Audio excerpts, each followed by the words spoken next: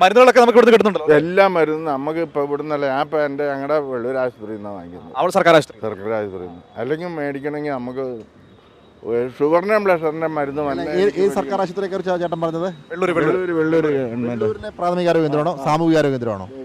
പ്രാഥമിക ആരോഗ്യ ഇവിടുത്തെ സൗകര്യങ്ങൾ മെച്ചപ്പെട്ടിട്ടുണ്ടോ? അവിടെ ഭയങ്കരമായിട്ട് മാറ്റം വന്നിട്ടുണ്ട്. നേരത്തെ അങ്ങോട്ട് ചെല്ലണമെങ്കിൽ അത് വേണം, വൈക്കത്ത് ആശുപത്രിയിലേക്ക് ചെല്ലണമെങ്കിൽ മൂക്ക് കത്തിക്കണം, വൈക്കം ടൗണിൽ ചെല്ലണേ മൂക്ക് കത്തിക്കണം, വലിയ ആശുപത്രിയല്ലേ. പിന്നെ ഭയങ്കര ആശുപത്രി. അതാ ഞാൻ മുമ്പേ പറഞ്ഞില്ലേ, പാമ്പാടി പഞ്ചായത്ത് പ്രസിഡന്റ് ഒരു ചർച്ചയിൽ പങ്കെടുത്തുകൊണ്ട് അവിടുത്തെ താലൂക്ക് ആശുപത്രിയിൽ ഒപിയിലേക്ക് ചികിത്സ തേടിയെത്തുന്ന ആളുകളുടെ എണ്ണം കുറഞ്ഞെന്ന് ഈ ചേട്ടൻ പറഞ്ഞത് പ്രധാനപ്പെട്ട കാരണമാണ്. ഒരു കാര്യം കൂടി ഞാൻ പറഞ്ഞോട്ടെ, ഇപ്പോൾ നമ്മൾ പത്രങ്ങൾ തുറന്നാലും ചാനലുകൾ തുറന്നാലും നമ്മുടെ ഈ മെഡിക്കൽ കോളേജിനെ കുറിച്ച് ഒരുപാട് പ്രശ്നങ്ങൾ ഉണ്ടാക്കാനുള്ള വാർത്തകൾ വന്നാൽ അതൊക്കെ ശ്രദ്ധിക്കാറുണ്ട്. അതൊക്കെ ശ്രദ്ധിക്കാറുണ്ട്. ഞാൻ ആ പുള്ളിക്കാരത്ത് ഇവിടെ ഇത് കെട്ടിടം വീണ് മരിച്ചില്ലേ, ആ സമയത്ത് ഞാനിവിടെ സ്ഥിരം മിക്കപ്പോഴും വന്നുകൊണ്ടിരിക്കുന്ന സമയമാണ്.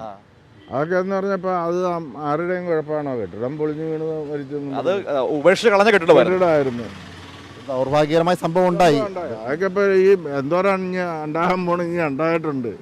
ഒറ്റ കാര്യം കൂടി ചോദിച്ചാൽ അവസാനിപ്പിച്ചേക്കാം. ഇപ്പോൾ ചേട്ടനൊക്കെ ഇപ്പോൾ എല്ലാ ചികിത്സയും ഇവിടുന്ന് കിട്ടുന്നുണ്ട്. ഇങ്ങനെ ഈ പ്രശ്നങ്ങളൊക്കെ വരുമ്പോൾ ചിന്തിക്കാറുണ്ടോ, ഈ ഇങ്ങനെ വന്ന് സർക്കാർ ആശുപത്രികളൊക്കെ മോശക്കാരാക്കി കാണിച്ചു കഴിഞ്ഞാൽ അത് ഉണ്ടാക്കാൻ പോകുന്ന ഒരു ഭവിഷ്യത്തെ പറ്റി നമുക്ക് ശരിക്കും ആവലാതിയുണ്ട് നമുക്ക്. അത് ഇതൊക്കെ എങ്ങനെയെങ്കിലും നിന്ന് പോയി കഴിഞ്ഞാൽ നമ്മളെ കൂടെയുള്ളവരെ എന്ത് ചെയ്യും, അതും കൂടെ നമ്മൾ ആലോചിക്കണ്ടേ.